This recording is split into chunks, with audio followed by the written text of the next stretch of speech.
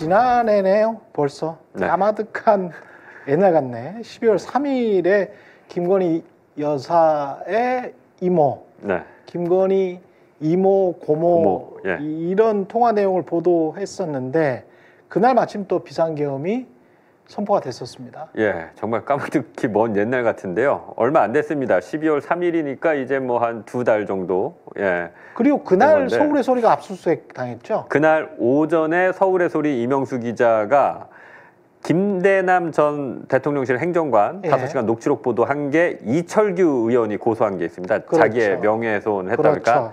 공천 개입 의혹을 보도하지 않았습니까? 예. 김건희 여사가 이원모 인사기획비서관을 용인 갑에 어떻게 공천 개입해서 전략 공천을 하는 거 아니냐. 그거를 한 게 이제 이철규라는 얘기를 김대남 행정관이 합니다. 그렇죠. 저희가 그걸 보도했다라고 해서 김대남이 한 말을 예. 우리가 전했을 뿐인데 이철규 의원이 김대남 전 행정관과 저희 취재진 서울의 소리를 같이 명예훼손으로 고소를 합니다. 저까지 다 고소당했어요. 그래서 예. 장인수, 최경령, 이명수 다 고소당한 거죠. 예, 그래서 그날 네. 12월 3일 아침에 그 이철규 의원의 고소권으로 서울의 소리와 이명수 기자가 압수수색을 당했고 예. 12월 3일 정확하게 밤 9시 이 시간이었죠. 저희가 김건희 여사의 이모와 고모가 통화하면서 나오는 대화 내용을 또 이제 보도를 했습니다. 그렇죠. 최경영 앵커와 예. 제가 같이 그때 내용은 이런 거였습니다. 그 고모가 김혜선 목사라고 대표적인 극우 목사 아닙니까? 예. 근데 지난 대선 기간에 유튜버들 일시키고 관리하느라고 내가 3억 7천만 원 썼다. 그렇죠. 예. 그렇죠. 예, 그런 내용을 저희가 중점적으로 보도를 그날 했었습니다. 그래서 저는 그걸 보도하고 사무실 가서 쉬고 있는데 이제 비상계엄이 선포가 됐었고. 됐죠. 예. 예. 그리고 사실은 그때 보도를 할 때도 이철규 의원은 미리 많은 내용을 알고 있었던 것 같고 네. 지금 오늘 보도 내용도 사실은 이철규 의원이 뭔가를 다 알고 있는 것 같은 그런 느낌이 드네요. 예. 막 보고 있을 것 같아요. 예. 이철규 의원 열심히. 이번 보도는 예. 오늘 그리고 내일 이틀에 걸쳐서 그 보도할 내용인데요. 예. 이게 아마 보시면 재밌을 겁니다. 이철규 의원은 내일 보도에 등장하는데 그렇군요. 이 건과 직접적인 관련이 없음에도 없는데도 아무튼 이철규 의원이 이상한 타이밍에 이상한 방식으로 등장을 해서 예. 저희가 이철규 의원에 대한 것도 안전해 드릴 수가 없는 상황입니다. 오늘은 정확히 뭔가요? 썸네일 보니까 김건희 여사 관련된 내용인 것 같기도 하고. 네. 예.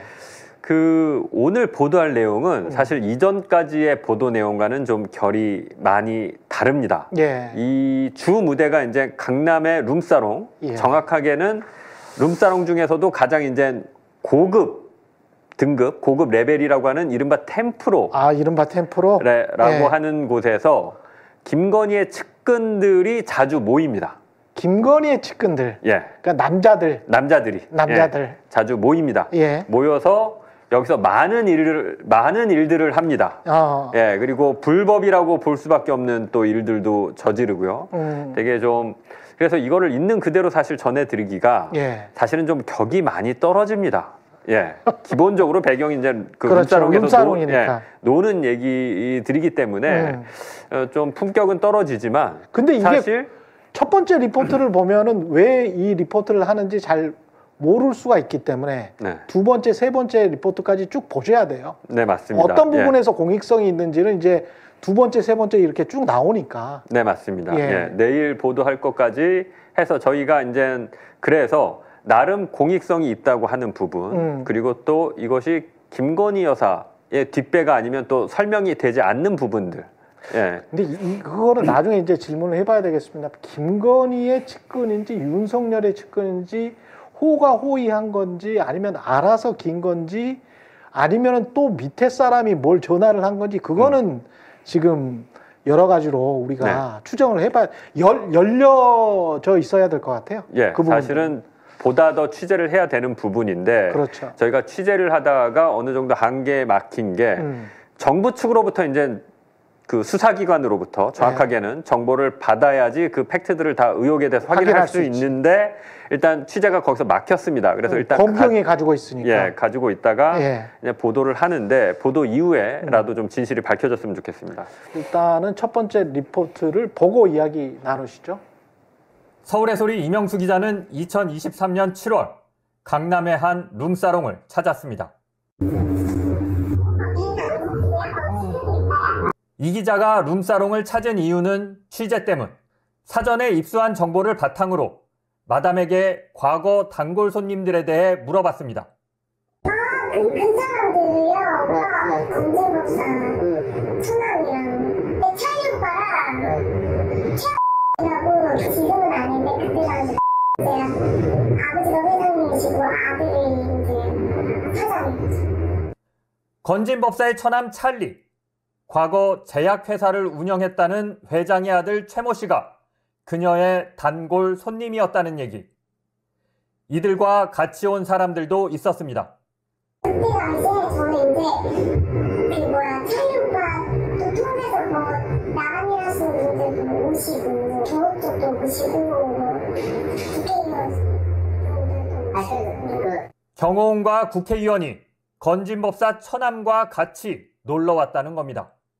네, 왔었어요.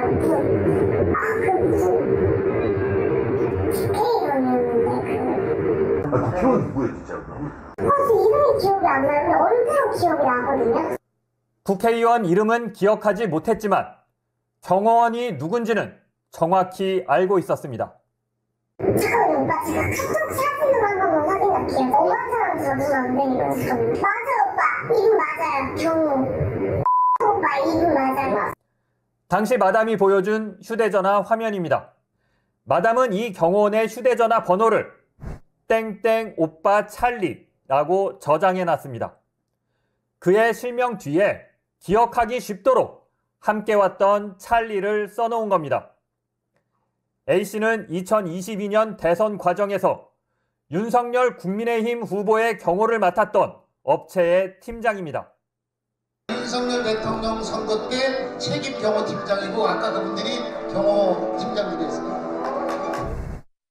건진법사 처남 찰리, 윤석열 후보의 경호팀장 A씨, 국회의원, 재력가 최씨.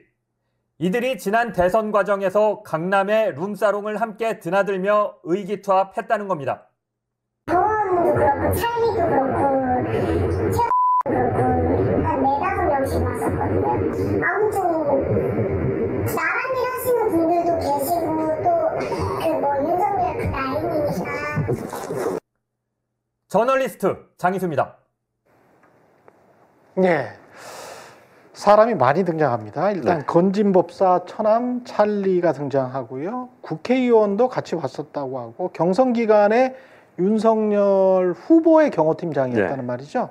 그다음에 재력가 최모 씨는 제약회사 회장 아들이었다. 예. 일단 국회의원은 지금 누군지 확인이 됐습니까? 저희가 그 부분을 좀 취재를 하고 싶었는데, 예. 저희 그러니까 마담이 저희가 취재진이라는 걸 알고 더 이상의 정보를 제공하진 않고 있습니다. 지금까지 했던 얘기는 다 사실이고 맞다. 예. 사실이다. 자기가 했던 얘기는. 다시 한번 확인을 했고요. 다시 한번 확인은 했지만 더 이상의 정보를 좀 주려고 하진 않기 때문에 저희가 사실은 이제 국회의원의 사진을 한 명씩 보여주면서 300명을 보여주면서 해야 되는데 국민의힘 쪽이니까 뭐 대략 한 120명 뭐 안팎이겠죠. 그러네요. 그걸 했었어야 되는데 그 작업을 하지는 못했습니다. 근데 국회의원이고 얼굴은 알고 있고 똑똑히 기억한다. 근데 지금 이름이 생각이 안 난다. 이 사람은 윤석열 후보 당시 캠프에서 경호팀장을 했다. 그러면 지금 현재 경호팀에 들어가 있는지? 그렇지는 않습니다. 이 경호팀장 A씨라는 사람은 이제 사설 경호업체 관련자고, 그렇죠. 그러니까 그 경선 기간 중에는 이런저런 경호 또 인력이 필요하지 않습니까? 그렇죠. 후보들이 어디 이제 지방 유세를 가거나 이런저런 행사들이 많기 때문에, 그러니까 그럴 때 의뢰가 있으면 돈을 받고 그 경호 서비스를 제공했을 뿐이지, 이 경호팀장 A씨 같은 경우는 내가 무슨 그쪽 권력의 실세거나 측근이거나 이런 건 아니다. 지금 현재는 그렇게 주장은 하고 있습니다. 원래 경찰 출신이에요? 그것까지는 그렇지는 않고요. 그렇지는 않고 이제 운동을 했던 것으로 알고 있고. 했다. 근데 다만 이제 마담의 주장과는 좀 다른 게, 마담은 취재진에게 어떻게 얘기했냐면 가장 실세는 그 경호팀장이더라. 같이 술 먹는 걸 봤지 않습니까? 자기들이 봤을 때는. 마담 입장에서 봤을 때는 찰리도 경호 그 팀장 앞에서는 찰리는 건진법사 처남이죠. 처남입니다. 찰리가 건진법사 처남이고요. 그러니까 찰리를 지금 중심으로 해서 모인 겁니다. 찰리를 중심으로. 예, 찰리를 중심으로 해서 모인 사람들인데 마담의 주장은 그런데 지금은 뒤에 나오겠지만 경호팀장 A 씨는 나는 이들과는 사실 이들이 룸사롱에서 그 놓은 것과는 나는 상관이 없다. 예. 어쩌다 우연히 한 번 잠깐 룸사롱에서 마주쳤고 인사했을 뿐이다. 나오라고 해서 그 정도다. 그래서 진술은 좀 엇갈리는 상황입니다. 그 정도로 해명을 하고 있고 이 건진법사 찰리 씨는 지금 신원이 확인이 된 거고요. 예, 맞습니다. 그렇죠? 경호팀장이 확인해 준 바로는 예. 룸사롱에서 자주 논 거 맞고 주로 찰리와 재력가 최 씨, 예, 둘이 많이 논 걸로 알고 있다. 나는 그 찰리랑 친한 건 맞는데 최 씨는 모르고 경호팀장의 주장에 따르면 나는 예. 최 씨랑은 친분이 따로 없고 찰리랑 친한 건 맞다. 근데 룸사롱에서 주로 논 거는 이 둘로 알고 있다. 둘이다. 야, 나는 그냥 이 둘이 불러서 어쩌다 한번 잠깐 룸사롱에서 만나서 인사하고 헤어진 게 다다. 이렇게 주장하고 있습니다. 이 재력가 제약회사 회장 아들 이 사람 최 씨는 뭐 하는 사람입니까?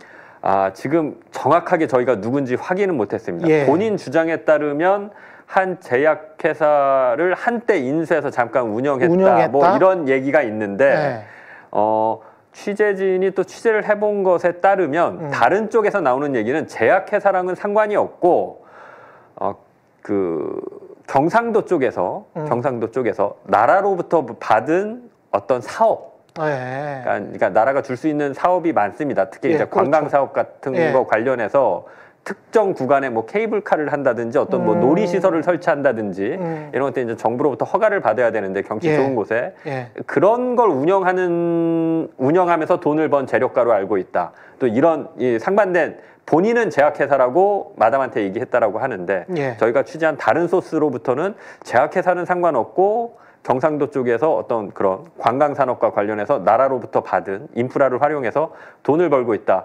또 이런 상반된 주장이 있는데 정확하게 지금 최 씨의 이름까지는 저희들이 알고 있는데 그 실명이 이제 구체적으로 어떤 사업을 하고 있는지까지는 아직 정확하게 확인을 하지 못했습니다. 그러니까 건진법사 처남 찰리 이 사람이 지금 사실상 주인공처럼은 보이는데 네, 맞습니다. 건진법사는 사실은 윤석열 대통령도 캠프 시절에 윤석열의 등을 두드렸던 사람이 건진법사잖아요. 네, 맞습니다. 김건희 측근이라고 할 수도 있고 윤석열 측근이라고 할 수도 있는데 이 사람들이 스스로 김건희 측근이라고 한 거예요? 네, 맞습니다. 이후 리포트 내용을 보시면 알 텐데요. 스스로를 김건희 측근으로 생각하고 있었고 룸사롱에서도 그래요? 그렇게 얘기를 했고 룸사롱 아가씨들한테 마담이나 아가씨들한테도 그렇게 우리가 얘기를 김건희 했고, 여사 측근들이다. 그리고 우리가 이제 뭐 윤석열을 대통령으로 만들 것이다. 뭐 이런 얘기도 했다라고 하고요. 시기가 그러니까 윤석열 검찰총장식입니까? 검찰총장 때부터 대선 경선이 있었던 시기에 집중적으로 이제 이 업소를 드나들면서 의기투합했다고 합니다. 근데 이제 리포트로만 보면 술 마시러 강남에 간 게 뭐 그렇게 큰 죄는 아니잖아요. 맞습니다. 맞습니다. 근데 일단 첫 번째 사건이 2020년, 21년경에 벌어집니다. 당시 21년경? 2020년, 21년경. 당시 기억을 돌이켜보시면 그 당시에 가장 큰 사회적 문제가 코로나였습니다. 코로나 때 룸사롱은 영업을 할 수 없었습니다. 없었지. 대부분 기간 동안. 근데 이들은 그 기간에도 룸사롱에 가서 놀고 영업을 했어요? 네, 그렇습니다. 심지어 영업을 하다 걸려서 단속에도 걸려서 처벌을 받아야 되는 상황도 벌어집니다. 근데 있을 수 없는 일이 아무튼 벌어집니다. 두 번째 리포트 보시겠습니다. 건진법사 처남 찰리 일행이 놀러 갔다는 곳은 이른바 템프로. 한번 오시면 1,000만 원 이상이니까 저희는 이자도 없고 이제 애들 묵는 것 때문에 그런 거 비용이랑 해가지고 한 15번 정도 그 찰리 오빠가 하고 아가씨를 맨날 묶었었어. 묶는다는 말은 아가씨가 중간에 다른 방에 가지 않도록 추가 요금을 내고 자기 옆에 계속 앉아있게 하는 걸 뜻합니다. 2차, 즉 성매매는 하지 않았지만 아가씨를 묶느라 한 번 술값이 1,000만 원씩 나왔다는 겁니다. 마담은 찰리 일행과 있었던 일을 술술 얘기했습니다. 그리고 제가 릴레이 영업할 때 중복 걸렸어요. 한 번 강남경찰서에서 한 번 걸리고 한 번 수서경찰서로 한 번 걸렸는데 코로나 대유행 기간 동안 영업 중단 명령을 어기고 몰래 영업하다 경찰에 2번이나 적발됐다는 얘기. 그런데 당시 단속 장면이 보도까지 됐다고 합니다. 수서경찰서 걸렸을 때는 광수들이었어가지고 TV에 다 나왔거든요. 제 뒷모습이 나왔는데 그냥 강남에 셀럽이 됐죠. 이거 마담 걸리면 마담이다 이거 소문나 나가고 막 그랬었는데 이 마담의 단속 장면으로 추정되는 보도 내용입니다. 수서경찰서는 확진자가 나온 뒤에도 불법 영업을 이어간 강남구의 유흥주점을 적발해서 업주와 종업원 15명, 손님 3명 등을 붙잡아 조사하고 있다고 밝혔습니다. 이 업소는 올해만 마담은 놀라운 얘기를 이어갔습니다. 그때 당시에 벌금이 되게 셌거든요. 근데 저 때렸어요. 그래서 저는 그냥 기소유예로 벌금도 안 냈거든요. 아무튼 그 사람들의 힘이 많이 너무 많았구나. 야, 유승열 거기 소열 때 2년 전이구나. 2년 반 정도 지났어요. 사실인지 확인해보기 위해 코로나 기간 중 단속된 유흥업소 현황을 경찰에 요청했습니다.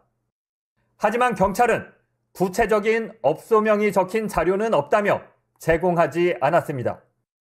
마담의 말이 사실이라면 건진법사 처남이 김건희에게 청탁했고 김건희는 당시 검찰총장이었던 윤석열에게 얘기해 처벌을 빼줬을 가능성이 큽니다.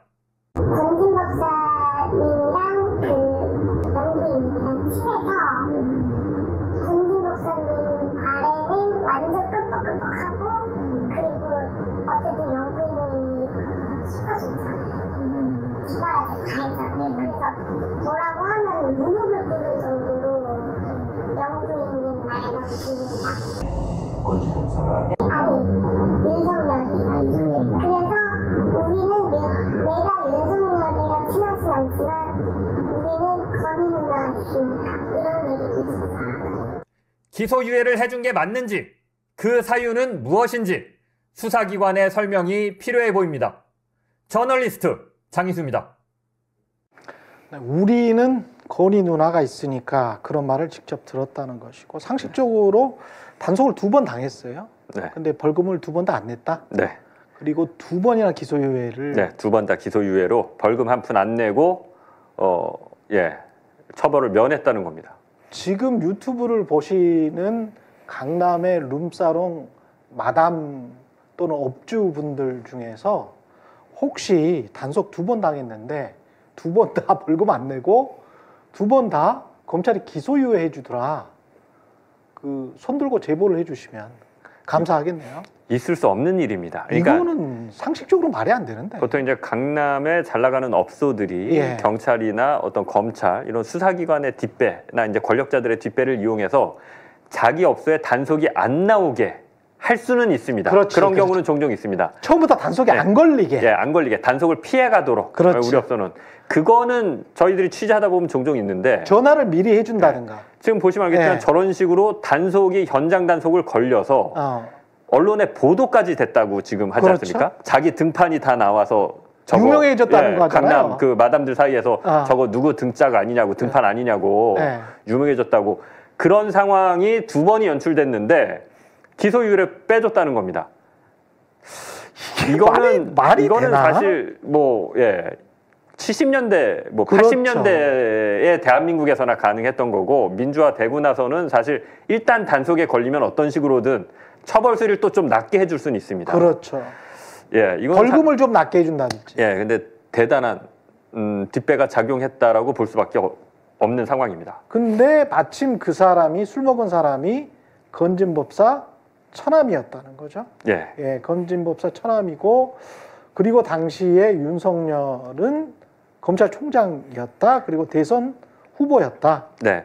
그 시기를 정확하게 보면요. 이 지금 두 번째 단속됐을 때 시기가 예. 2021년 저희가 찾은 건 정확하진 않습니다. 9월 영상을 찾았고 그 9월 YTN 보도 영상이 아마 이 마담이 저희 취재진에게 얘기한 내용이랑 거의 일치하는데 왜냐하면 수서경찰서에서 단속을 당했다. 두 번 중에 한 번은. 그렇죠. 그리고 두 번 당했다라는 건데 그 YTN 보도 영상을 보면 수서경찰서의 단속 영상이고 이 업소는 두 차례나 그 영업을 하다가 또 두 번째 적발됐다는 그 멘트가 나옵니다. 뉴스에. 그러니까 정확하게 일치하죠. 그래서 그러네요. 그 영상으로 추정은 되는데 21년 9월이면 정확하게 윤석열이 검찰총장이던 시기는 아닙니다. 그러네. 21년 3월에 사표를 냈고요. 그렇지. 사퇴를 합니다. 그렇죠. 예.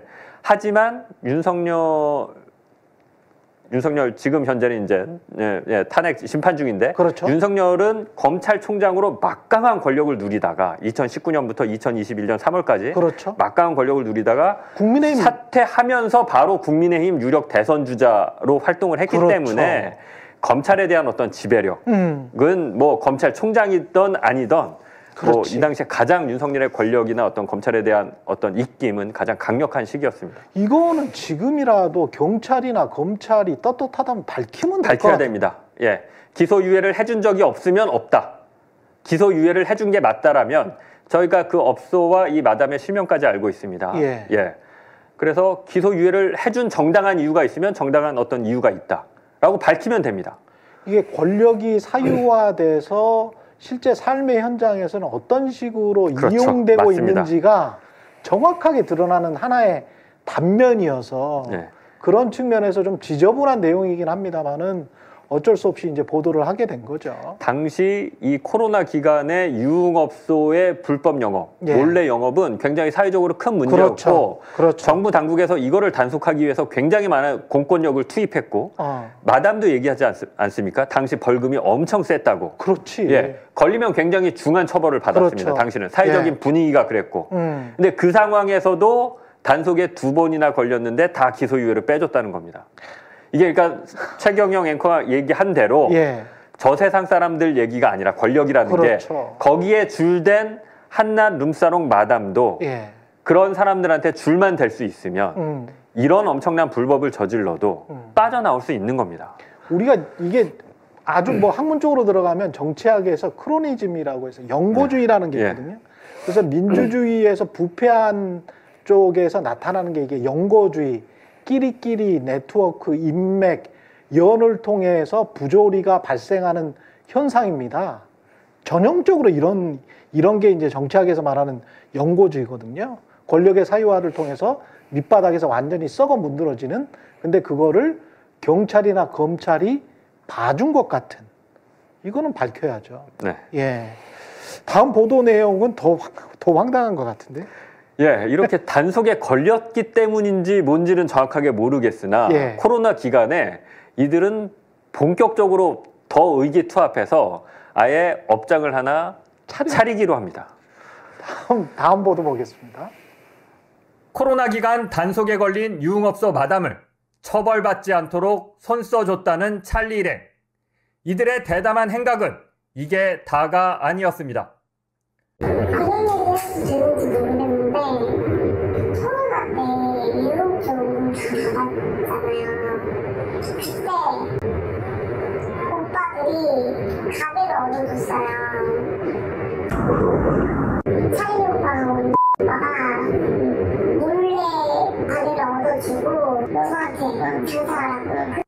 찰리 일당이 돈을 대고 업소를 차려주고 마담이 운영했다는 얘기.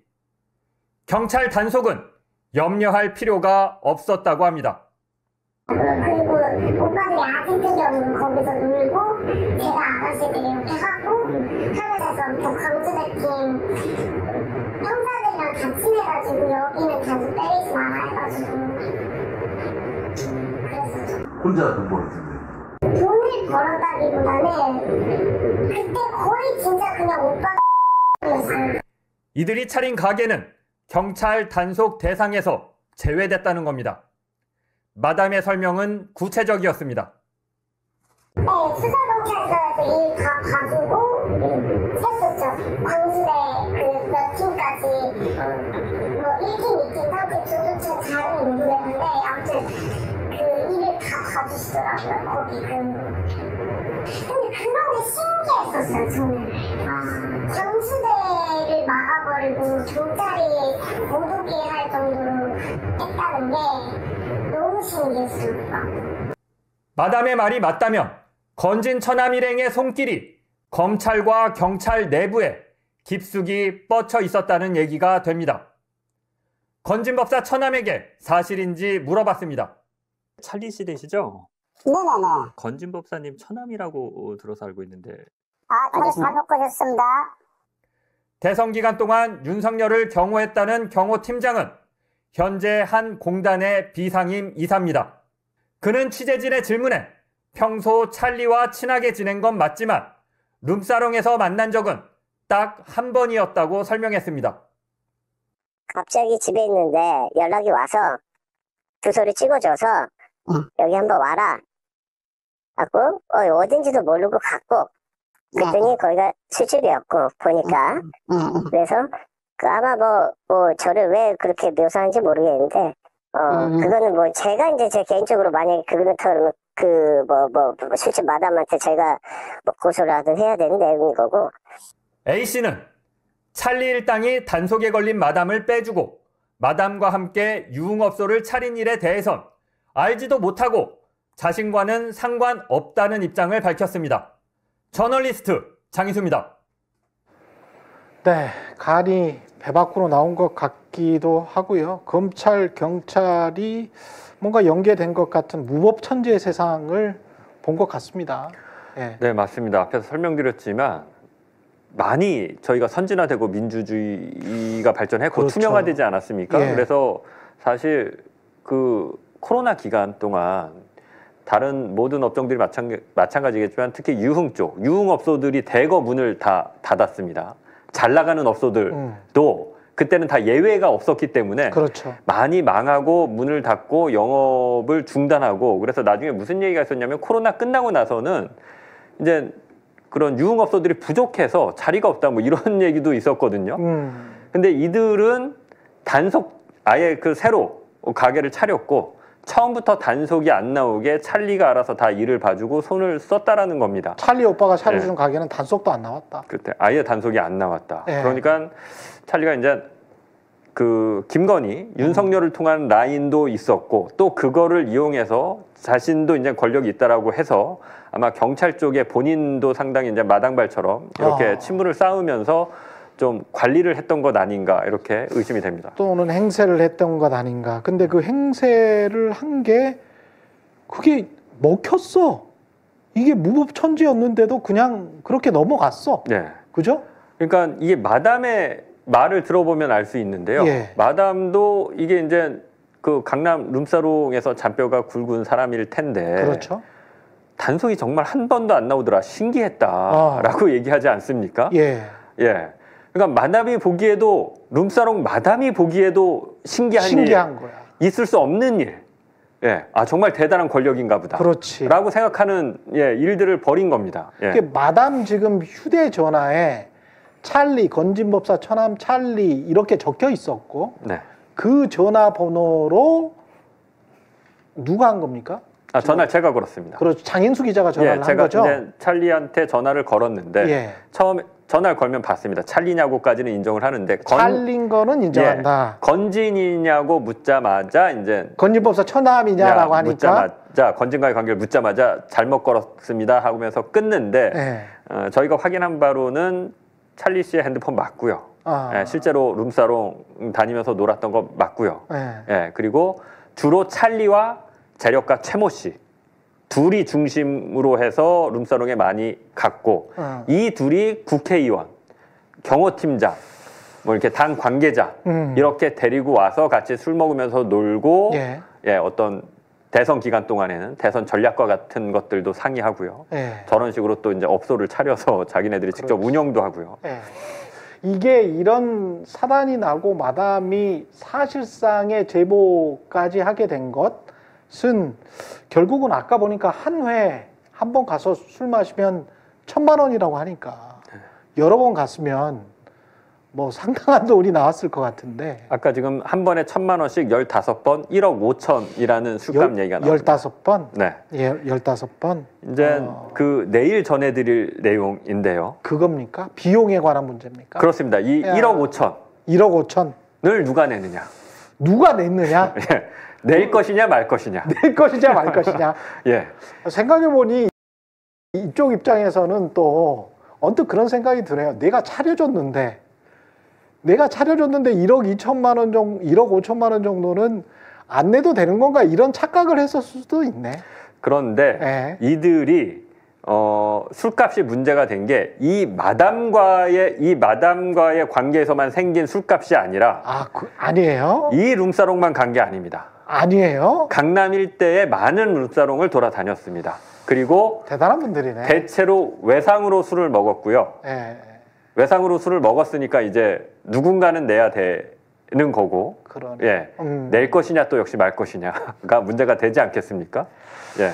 나라가 어떻게 운영이 돼 왔는지 한 단면을 보여주는 그런 에피소드인 것 같습니다. 저희는 내일 밤 9시에 장인숙 기자와 함께 다시 찾아뵙겠습니다. 고맙습니다.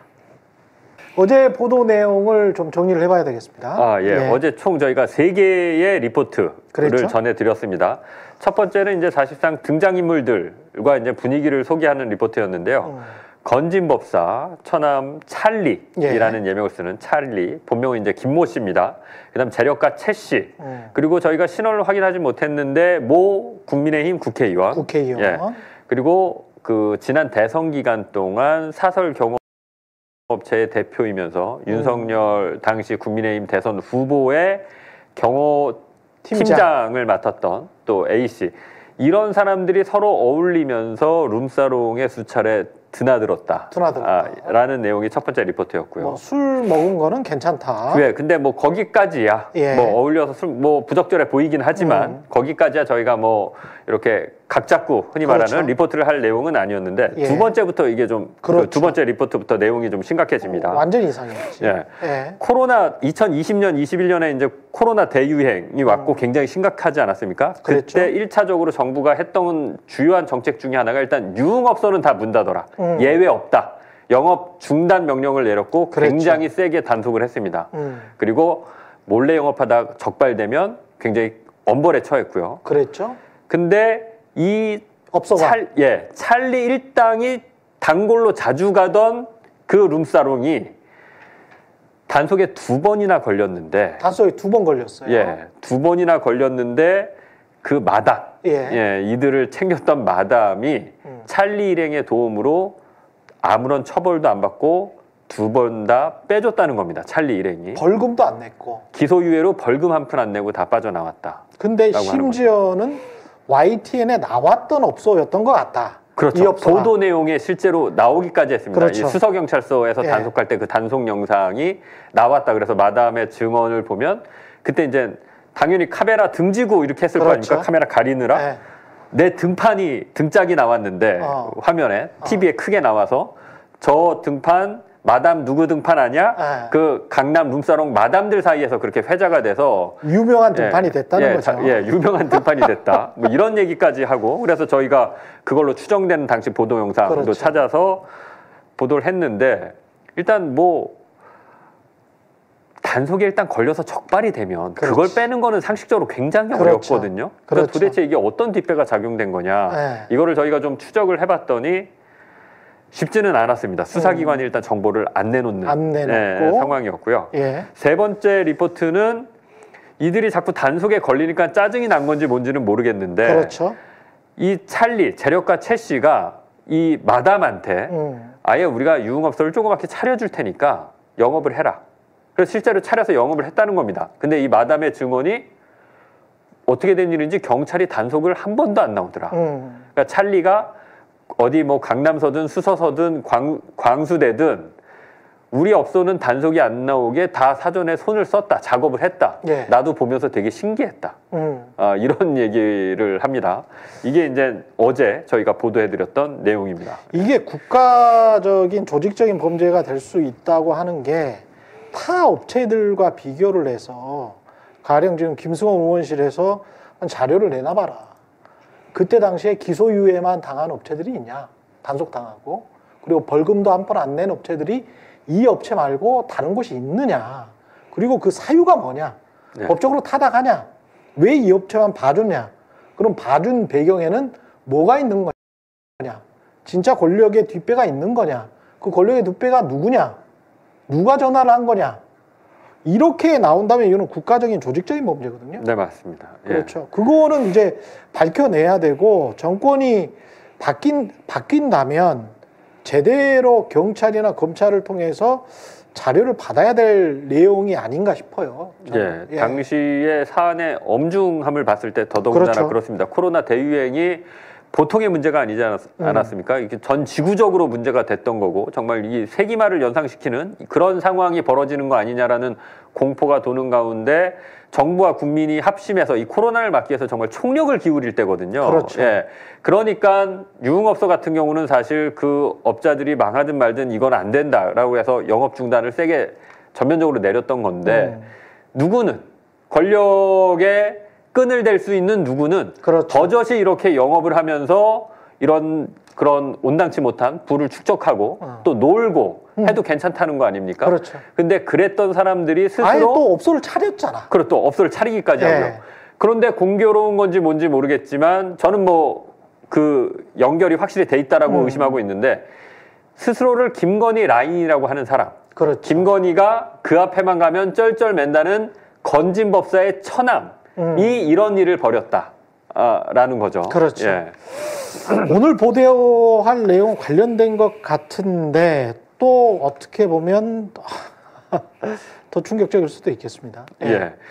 그 이제 이 사람들이 강남의 룸사롱을 한 군데만 다닌 게 아니라 여러 군데 다녔습니다. 여러 군데를 다녔다. 예, 여러 군데를 다녔는데 지금 보도에 나온 그 이명수 기자랑 대화를 나눈 마담은 그 당시에 템프로라고 하는 룸사롱 중에서도 가장 급이 높다고 하는 가장 비싸고 흔히 말하는 이제 뭐 이제 그 어떤 그 여종원들의 어떤 그런 그 미모나 이런 것들이 가장 앞서 있다라고 해서 돈을 많이 줘야 돼. 정말 부유층이 아니면은 가기 어렵다라고 하는 돈을 많이 줘야 되는 템프로에 주로 가서 놀았었는데 한 번 갈 때마다 술값이 1,000만 원씩 1,000만 원 나온다는. 그래서 한 15번, 자기가 기록 15번 정도 왔고 그래서 한 1억 5천에 술값, 외상값이 됐다라는 거고 이들이 이 업소뿐만 아니라 다른 여러 업소도 돌아다니면서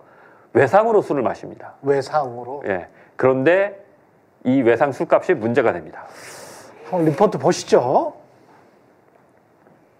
서울의 소리 이명수 기자가 만난 전 룸사롱 마담은 건진법사의 처남 찰리, 재력가 최 씨 일행이 15차례 정도 템프로에 놀러 왔다고 말했습니다. 그런데 술값이 문제였습니다. 어쨌든 신원이 분명한 사람들이니까 제가 오빠들한테 그때 당시에 1억 5천까지 술을 했었어요. 오빠 저 술값 좀 부탁드려요. 막 이랬거든요. 왜냐면 저도 그게 다 빚이니까 저 재미지거든요. 1억 5천만 원어치의 술을 외상으로 마셨다는 겁니다. 이들은 윤석열 이름을 팔았다고 합니다.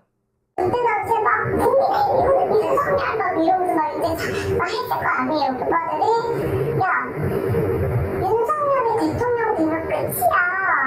1억 5천에 돈이냐? 아 내 오빠 맞죠? 이러고 이제 했는데 윤석열이 대통령에 당선된 후에도 술값을 받기는 어려웠습니다. 화요일날 줄게, 목요일날 줄게, 좀만 기다려봐, 금요일날. 또 그러고 은행 시간 끝났다고 다음 주에 준다. 또 다음 주에 잠수. 이거를 와 정말 사람 진짜 돌아버리게. 그런데 이 마담한테만 외상을 진 게 아니었습니다. 인스타 언니부터 다 5천 이상씩이고 가수 언니도 지금 마담이신데 언니한테도 한 2천 정도 있고 캠프로부터 저번까지 지금 다 깔려있어요. 아, 그건 유명하던데. 네. 마담은 자신의 말이 사실이라는 걸 보여주기 위해 다른 마담에게 전화를 걸었습니다. 다정 언니. 아니 저희 언니는 저랑 친하다고 했는데 언니 바쁘세요?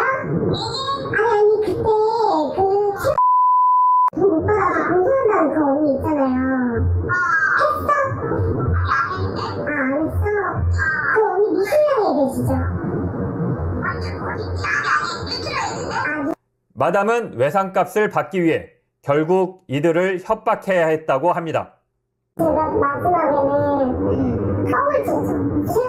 통화했던 거 모든 통화 기록과 카톡 모든 내용들 그리고 찰리 오빠부터 나란히 하시는 분들 모두 다 싹 다 기자회견 하겠다 그렇게 얘기하니까는 이틀만 시간 달래 주식을 팔아서 주겠대. 그러더니 진짜 이틀 뒤에 들어온 거예요. 이명수 기자는 룸사롱을 찾아간 지 1년 만인 지난해 7월 다시 이 마담에게 전화를 걸어 기자라는 걸 밝히고 관련 사실을 한 번 더 물어봤습니다. 이명수 많이 들어보지 않았어요? 어디 언론에서? 언론에서요? 응. 아니요. 내 김건희하고 7시간 통화했던 기자예요. 아. 이명수잖아. 네네네 오빠.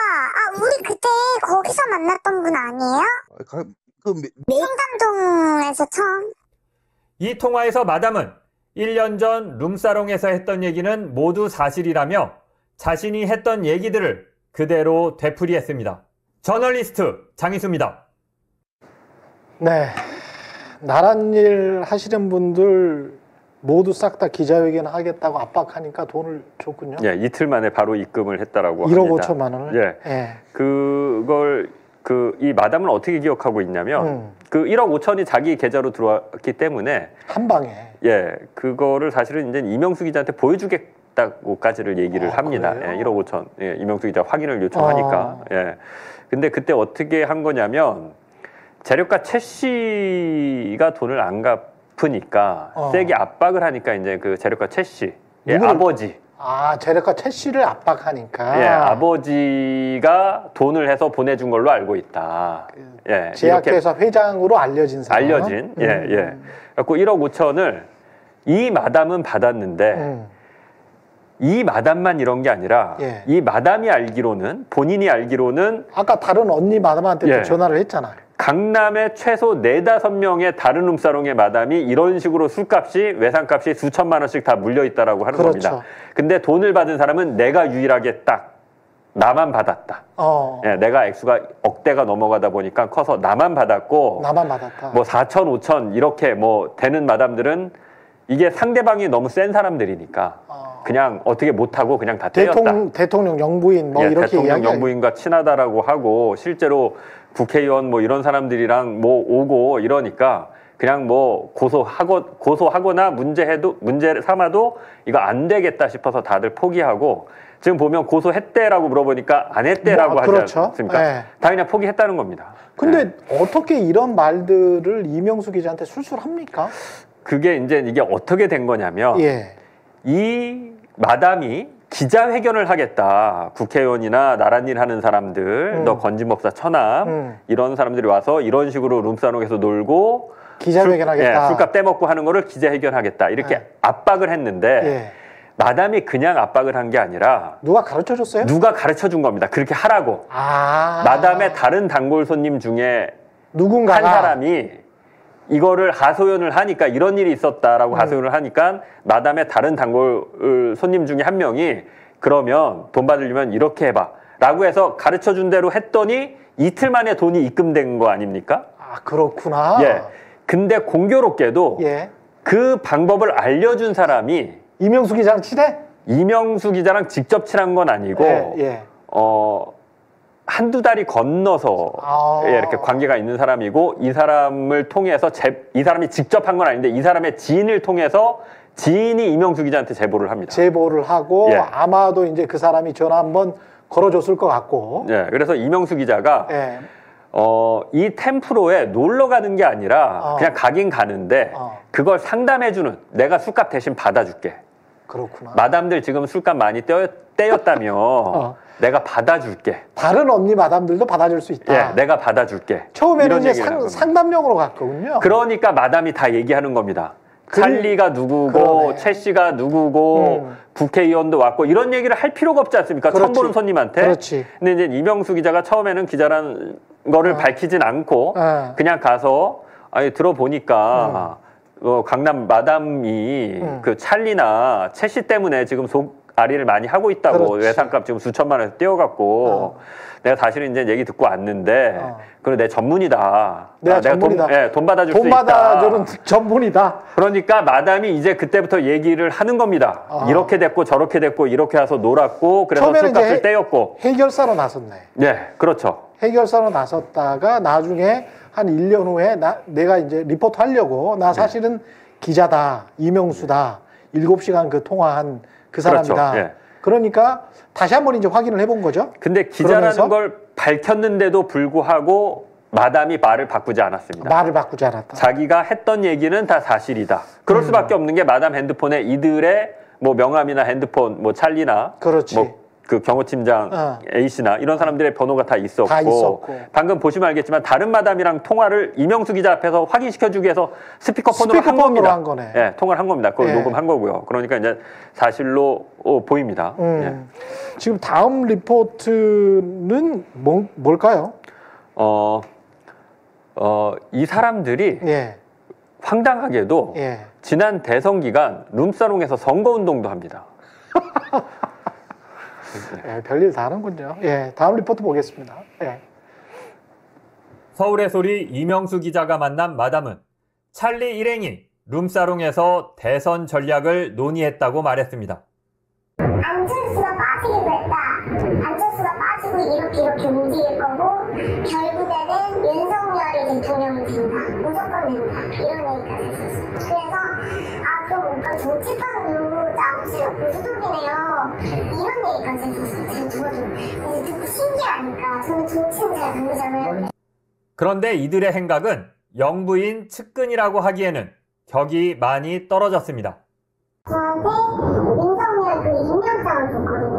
아, 보여줬다고요? 아니 무슨 임명장 같은 설탕같이 생긴 거 있잖아요. 캠프 임명? 캠프 임명장. 찰리 오빠가 제 이름으로 해가지고 보내주셨어요. 마담만 준 게 아니었습니다. 그때 저희 술집 아가씨들 임명장 다 뽑아줬어요. 아, 진짜? 아가씨들까지? 네, 윤석열 뽑으라고. 그럼 찰리가 그걸 다. 네, 아가씨들도 몇 명 다 해줬죠. 지난 대선 기간 윤석열 캠프는 임명장을 무분별하게 남발하다 민주당 관계자들에게까지 발급해 문제가 됐습니다. 그런데 건진법사 처남이 룸사롱 마담과 아가씨들까지 윤석열 선거 캠프 임명장을 발급해줬다는 겁니다. 전 대통령님한테 이런 임명장 받은 게 처음이니까 너무 신기하잖아요. 그래서 막 손님들한테 자랑했었어요, 그때. 나 대통령님한테 임명장 받았다고 그랬더니 어떻게 받았냐고 그래가지고 오빠 내가 내가 다 알아서 다 해. 막 이러면서 그냥 넘겼거든. 이게 뭐야? 경호원 배지도 나눠줬다고 합니다. 저한테 경호 배지도 주셨었어요, 그때. 배지가 너무 멋있었냐고 이랬는데 그 나라 그 동그란 배지 있잖아요. 그런 모양의 배지 집에 있거든요, 저. 이들은 측근이라면서도 영부인에 대한 존경이나 배려 같은 건 없었습니다.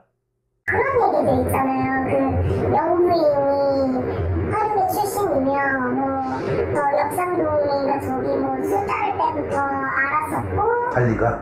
아니 그 친한 누나다 뭐 이런 얘기부터 아무튼 좀 불미스러운 얘기들까지 서슴없이 얘기를 했었으니까 김건희 여사한테 뭔 얘기?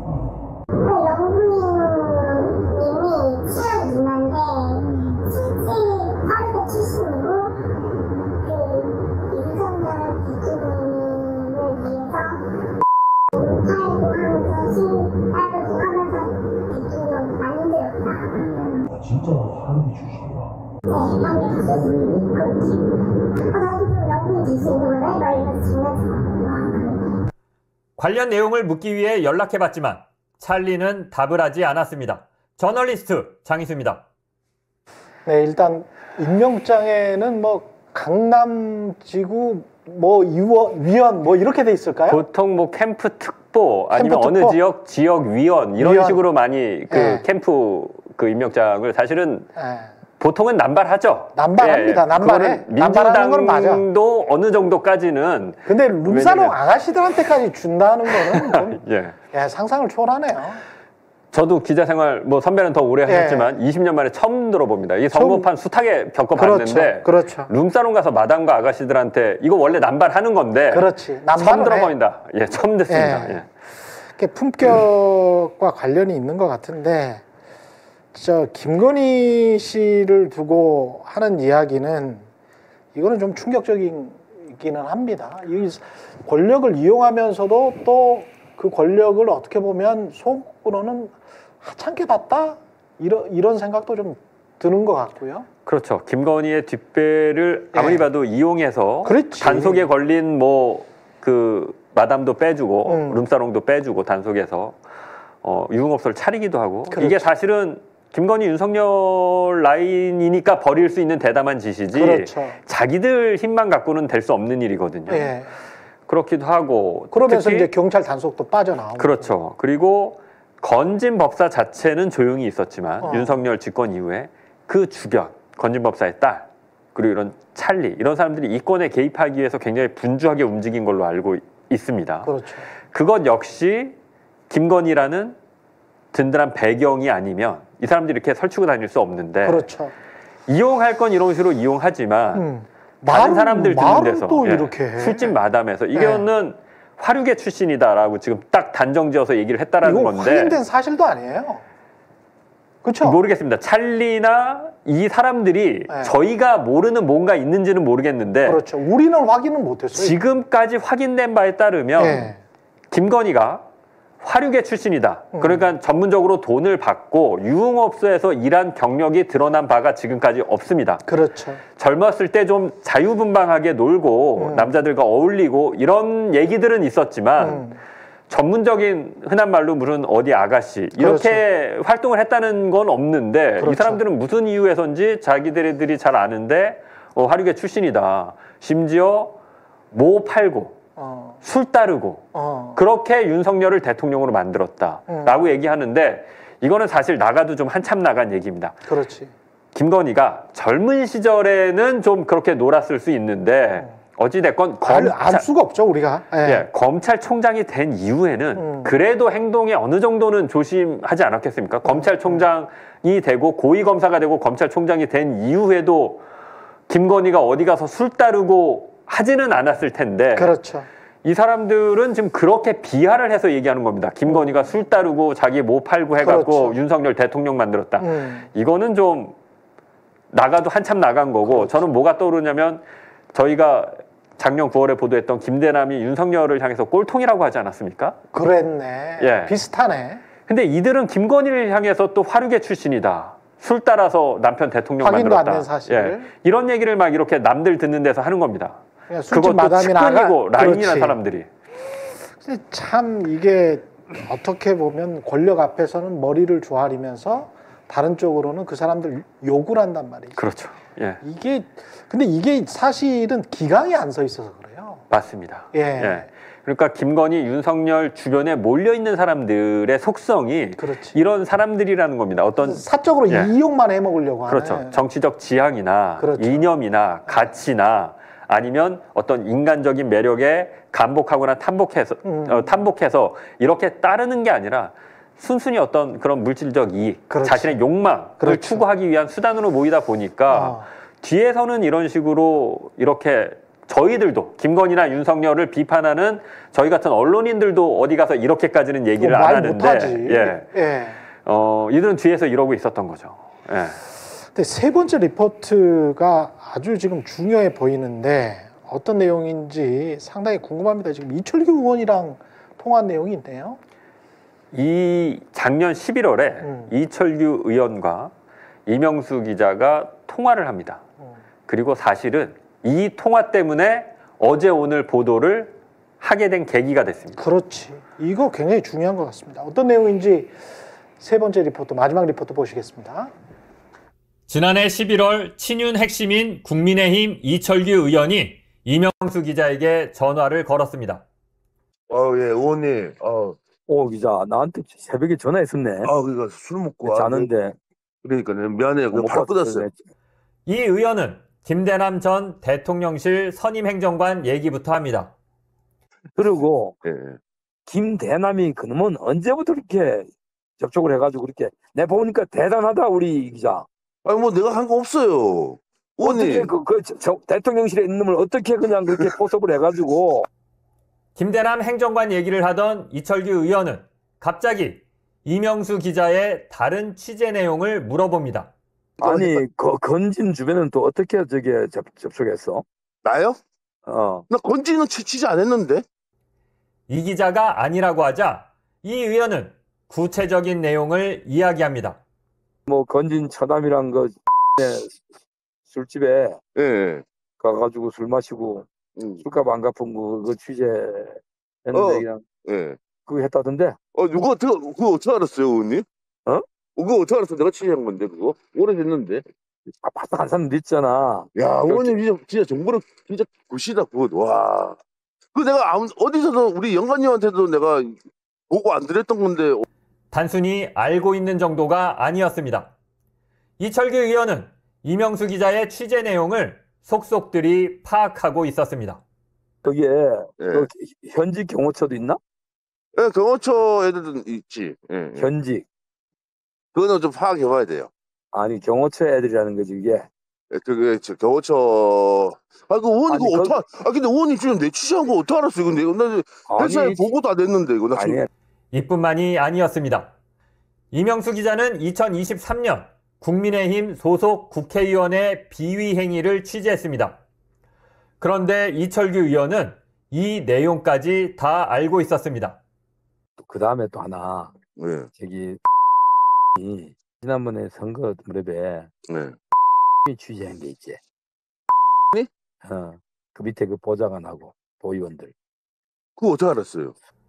당시 이 기자가 취재한 내용은 국민의힘 모 의원이 술을 마시고 한 여성을 폭행해 이 여성이 입원까지 했다는 것이었습니다. 이철규 의원은 이번에도 관련 내용을 정확하게 파악하고 있었습니다. 내가 경찰청 정보국장 출신이야. 알지. 전국 각지에 내. 근데 그거는 왜 그 보도 안 했나? 그 주장만 있고 물증이 없어가지고. 눈두덩이 맞은 여자가 주장을 해 그렇게? 그렇죠. 그 사람이 나서줘야지 이게 신빙성이 더 있는 건데. 그때 두드려 팬 게 맞나? 나는 맞다고 생각하죠. 근데 내가 몇 번을 만나가지고 한 거니까. 근데 그 여자를 내가 못 만나가지고. 친윤 핵심인 이철규 의원이 보도도 하지 않은 이명수 기자의 취재 내용을 샅샅이 파악하고 있었던 겁니다.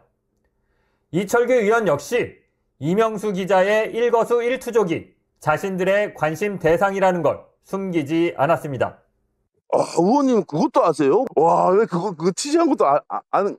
아니 본인이 지금 이봐 대한민국에서 이명수가 대통령 내놓고 몇 사람 안에 들어간 10번째 안에 들어간 유명인이야. 본인은 그 본인의 무게를 모르나? 그래. 언제 저기 소주 한잔 하자. 네, 의원님 알겠습니다. 연락 주세요. 예. 저널리스트 장희수입니다. 저기서 중요한 장면이 권성동 의원이 나가면서 국민의힘 모 의원 이런 멘트가 나갔기 때문에 시청자 여러분이 오해하실까봐 이거는 정정 확인을 해드려야 될 것 같습니다. 그 국민의힘 모 의원은 권성동 의원은 아닙니다. 권성동 의원은 지금 아마 이제 원내대표도 하고 원내대표여서 저 영상을 쓴 건데 자료 화면이 많이 나오고 그래서 마침 저 화면에 걸려 있는 거지. 저 권성동 의원과 이 국민의힘 모 의원 관련이 없습니다. 네, 맞습니다. 관련이 없습니다. 다시 한번 확인해 드립니다. 그는 권성동 의원은 아님을 확인을 해 드립니다. 그리고 국민의힘 다른 의원에 관한 내용인데 그거는 좀 이따 이야기를 하고요. 가장 지금 충격적인 건 취재 내용을 구체적으로 알고 있단 말이에요. 예, 구체적으로 알고 있습니다. 예. 이거는 사찰을 하고 있나라는 의심도 들고요.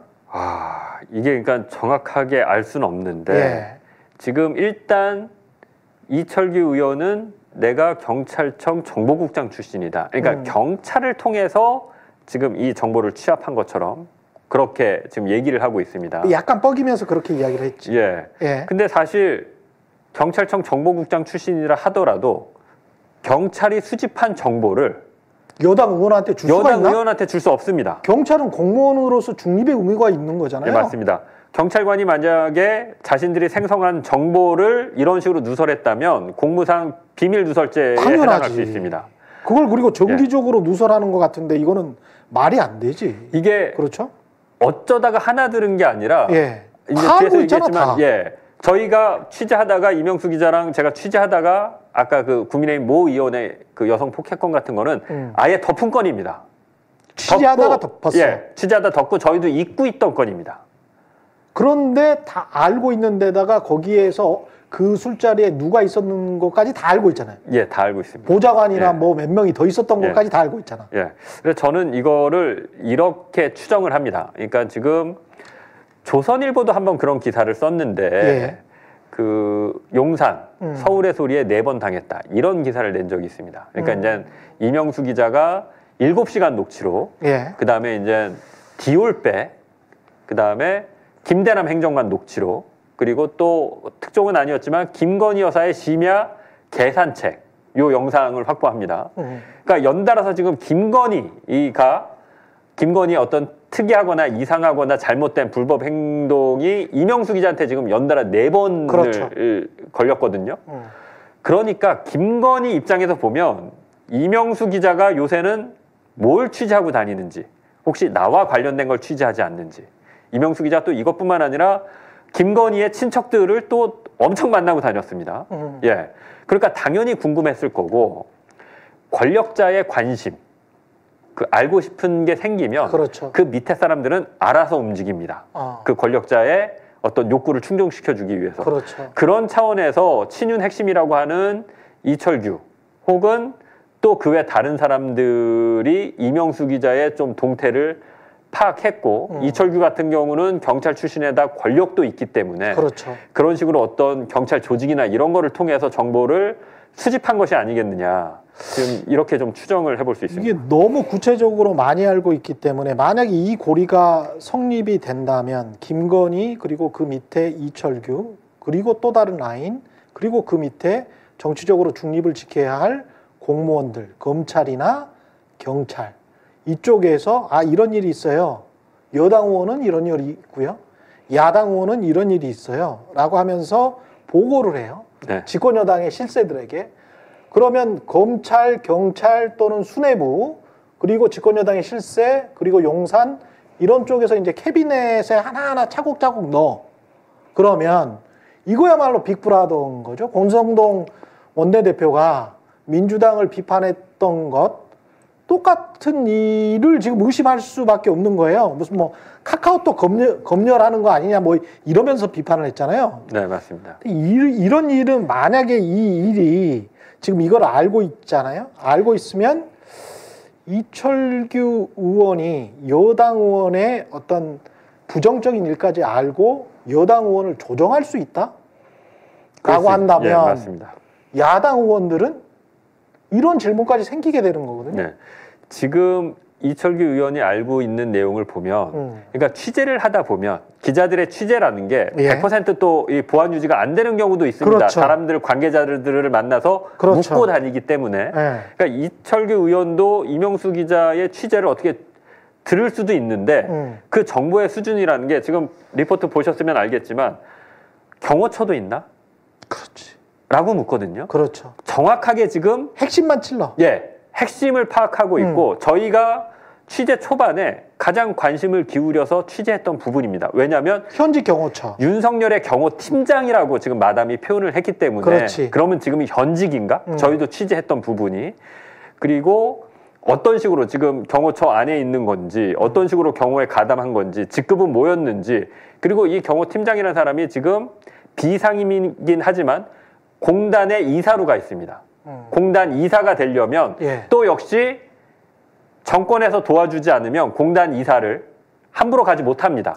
누군가에게는 눈도장을 찍어서 잘 보여야 이사로 비상임이긴 하지만 기본적으로 그 자리가 문체부 장관이 임명하는 자리거든요. 문체부 장관이 임명하는 자리에 갔습니다. 그래서 저희가 초반에 이런 의혹들을 많이 취재를 했는데 정확하게 그런 부분들을 알고 물어보는 겁니다. 근데 이게 한 번이 아니라 그렇죠. 그 권성동 의원이 아니라고 한 다른 국민의힘 모 의원의 여성 폭행 사건도 정확히 알고 있죠. 정확하게 알고 있습니다. 지금 그냥 그 워딩이 지나가면서 갔는데 그 의원이 그 이철규가 이렇게 물어봅니다. 그 뭐 보좌관이랑 도의원이랑 이렇게 물어보는데 저희가 자세히 소개는 안 했지만 그 술자리를 알고 있구나. 그때 그 모 의원이 술 마실 때 예. 도의원들이 같이 있었던 걸로 저희가 제보를 받아서 알고 있는데 그렇군요. 그런 내용이 아주 디테일하고 세세한 건데 그걸 지금 알고 물어보는 겁니다. 근데 이게 만약에 경찰에서 또는 과거 같으면 청와대 민정에서 공직기강 쪽에서 뭔가 감찰을 위해서 이런 일을 한다. 그러면은 칭찬할 수도 있겠죠. 근데 이거는 이철규는 그냥 집권여당의 실세 의원이잖아요. 그러면은 이거는 누가 봐도 비선이야. 그렇습니다. 비선에서 언론 사찰이나 아니면은 광범위한 정보 통제, 정보 조작, 그리고 그걸 통한 여론을 갖고 놀았을 가능성이 있기 때문에 왜 이런 거지? 얼마나 이게 광범위하게 퍼져 있었던 거지? 그리고 꼭 이 서울의 소리 이명수 기자만 사찰성의 뭔가를 한 건가? 이거는 조금 더 들여다봐야 되겠네요. 그죠? 그렇죠. 예. 이명수 기자만 한 게 아니라 정권의 비판적인 언론사, 기자들을 상대로도 충분히 얼마든지 이런 식으로 정보 수집을 할 수 있고 이게 지금 정보 수집이라고 표현하기가 어려운 게 그렇죠. 거의 이 정도면 사찰 수준입니다. 그럼 왜냐하면 예.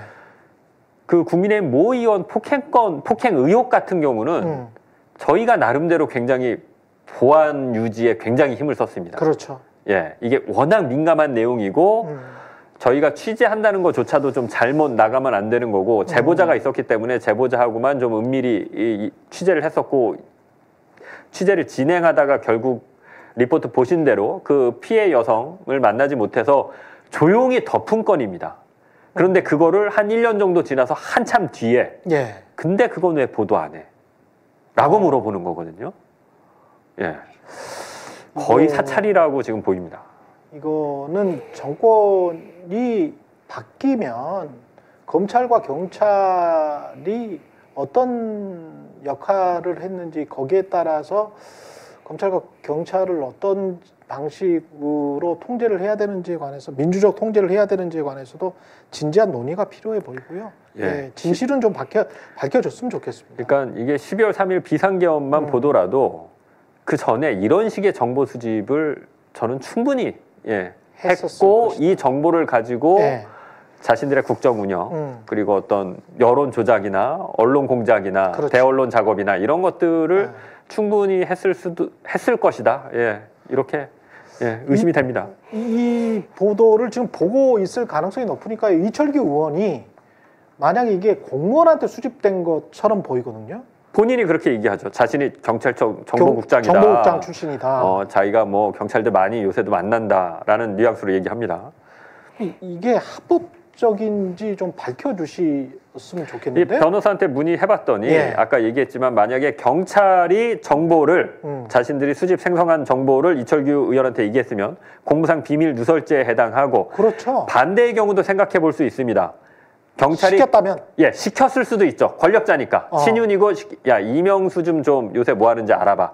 라고 해서 일부 경찰들이 그런 어떤 대통령실이나 이철규 같은 친윤 의원들의 지시를 받고 움직였다라고 하면 이건 또 직권남용이나 사병처럼 운영된 거잖아요. 그렇죠. 예, 그런 또 혐의 적용이 가능할 수 있습니다. 예, 오늘은 여기까지 해야 되겠습니다. 저널리스트 장인수 기자와 함께했습니다. 고맙습니다.